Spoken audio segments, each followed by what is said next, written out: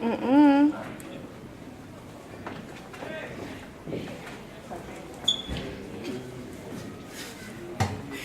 Civilization by Shabrayia Sims. Leslie Alter, Shamari Tyson, and Dylan Hack.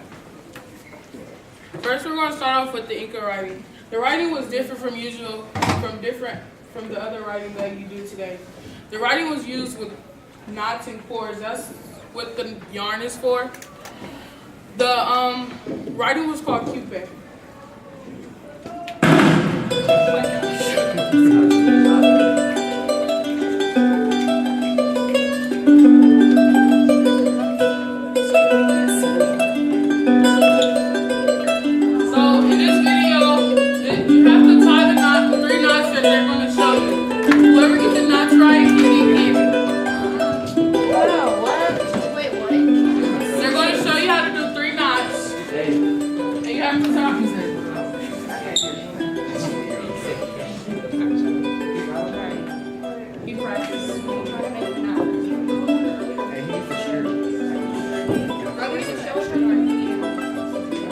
Right there.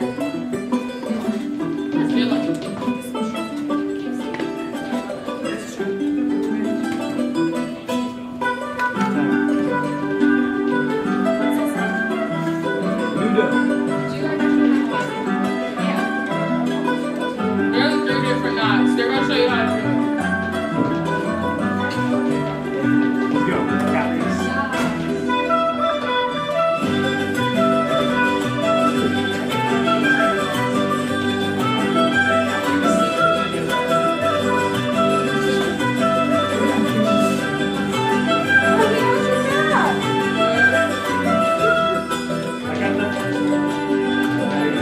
That's the figure 8 knot.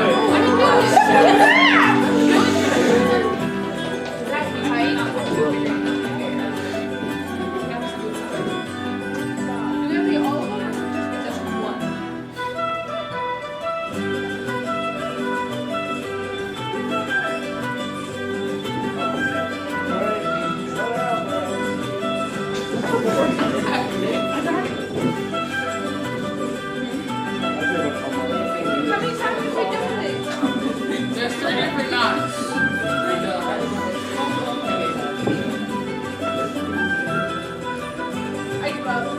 Yeah, I can't do it. I was above. We'll try the next one. You don't even have to need it. He is not time professional. I can't do it. Oh, yeah. What the? Can you play that? He's not gonna know.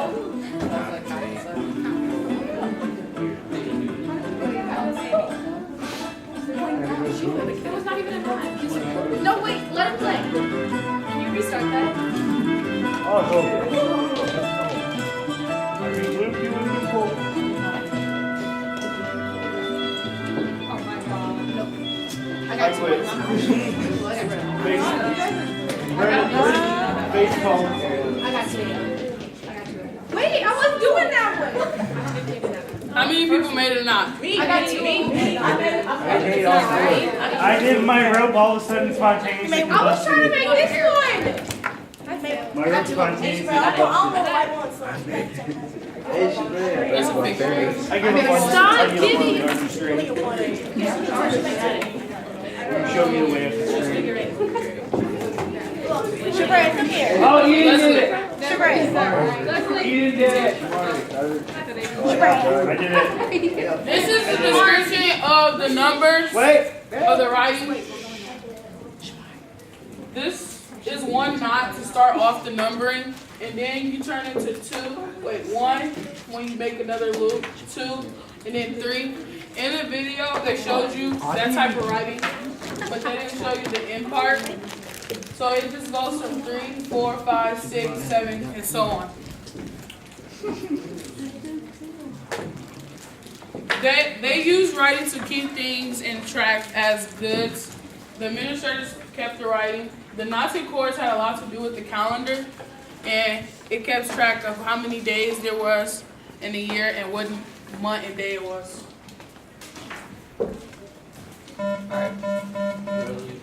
They coming up, 1, 2, Say, bring a camera or dollar, choose it. Alright, there were 3 climate zones for the Incas: the coastal deserts, the highlands, and the jungles. The coastal deserts, temperatures were rarely below 54 degrees. It was very humid. They had 300 days of sunshine, and the rainy season was between November and March. Temperatures in the summer could reach up to 95 degrees. In the highlands, temperatures varied greatly from day to night. It was 75 degrees during the day and 26 degrees at night. In the jungle, there was high humidity all year, and in southern jungles, temperatures can vary from 46 to 54 degrees. The impact of the climate. Temperatures drop and it keeps people away. And from the altitude, it causes people to struggle to breathe. And for the rainforest is difficult to grow agriculture.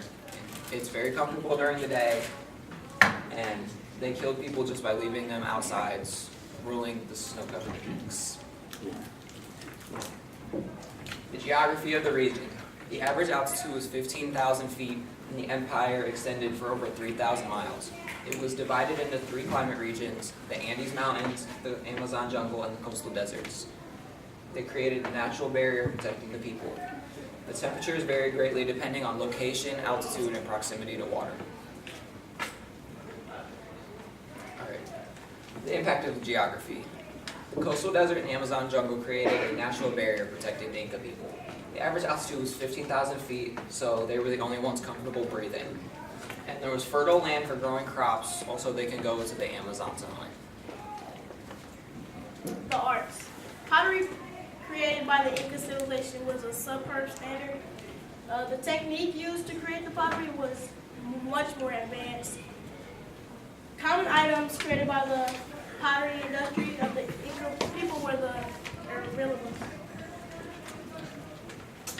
Activities of recreation. The Incas played a game called Telachity. It was a mixture of soccer, kickball, and basketball put into one.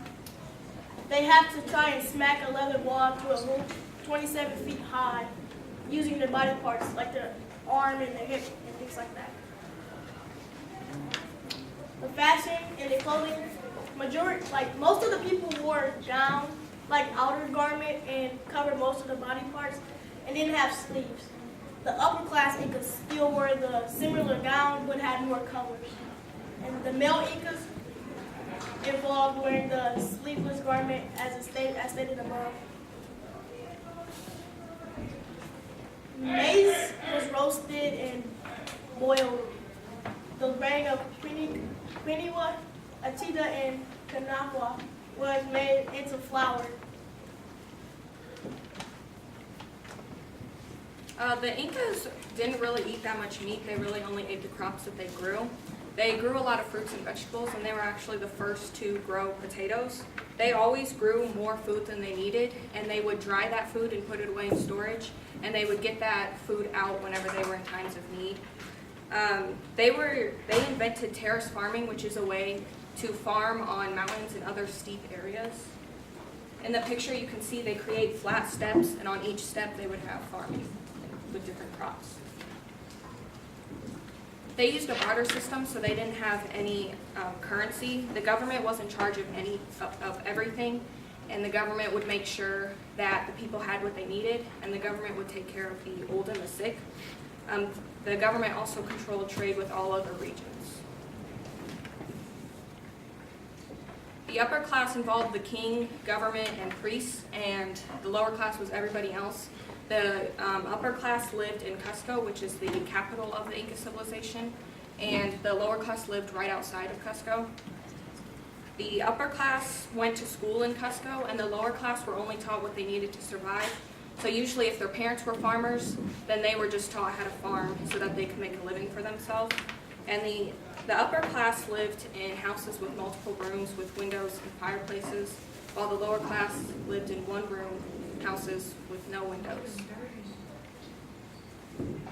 The government. Inca ran off a monarchy government. There was always a leader called the Sepe. The Sepe was a single leader who made most of the decisions. And the leader the Sepe, he picked a close relative to be like a vice president that works for him, that advised things. They would like choose decisions that they didn't think were right for the Sepe, the leader, to choose. So he would like try to make him change the rules. The men were very powerful though in the Inca civilization. Menke Capac was the son of the god of sun. He was the leader of Cusco Kingdom. He was the leader for 40 years. He was known as the fire. The sun sent him to Cusco to get the people in order of the kingdom. The laws were made by the leader. Taxes had to be paid. Sometimes they would collect firewood to pay taxes. If a law was broke, you had to pay the punishment. The punishment was very harsh. If you were caught stealing, your hands would be cut off. In the picture, you can see the man getting pushed off the cliff. The military. The military was its own. They would use their own system to get ready. They built roads to attack other tribes and take over. They were forced to scatter around in the Inca civilization to teach the people, the new people, the Incan language.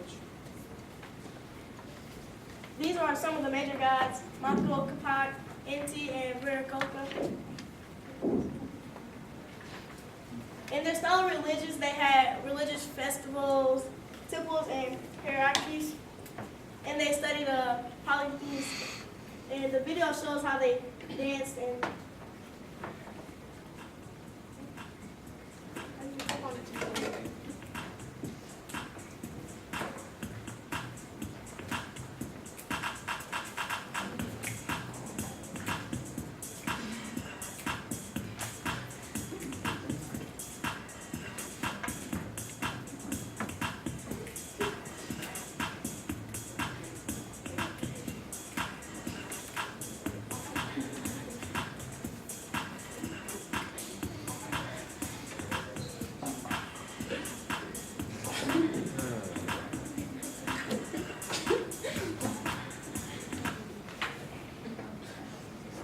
the impact of the religion. Okay. The moon, who the Inca believed ruled over all female gods. The Pachamama, she was integrity. Yeah. To add misery to all of that, the Spaniard and Inca came the disaster of disease. 90% of the people were wiped out by smallpox, measles, typhus, and scarlet fever. And those are the pictures like of a few of the diseases that were. The fall of the Inca. Atahualpa was chief of the Inca. The Spanish, which was led by Pizarro, and he was able to take it over with only 80 soldiers. There's a story. It went like this. Okay, he came over, and then after he locked Atahualpa up, he tricked him into making him give him all the silver and gold that he wouldn't run out. And then after he did that, he eventually killed Atahualpa in his sleep.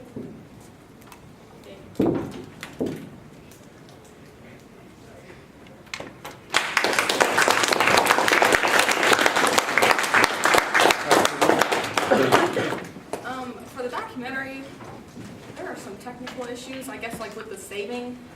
So I can't show you, like I have to save all the pictures individually and then put them over. But there's three main parts to the documentary, and the main part is going to be the religion and how they have human sacrifice, because I think that's something that would interest people. And then I'm also, in the documentary, going to touch on geography and a little bit on agriculture.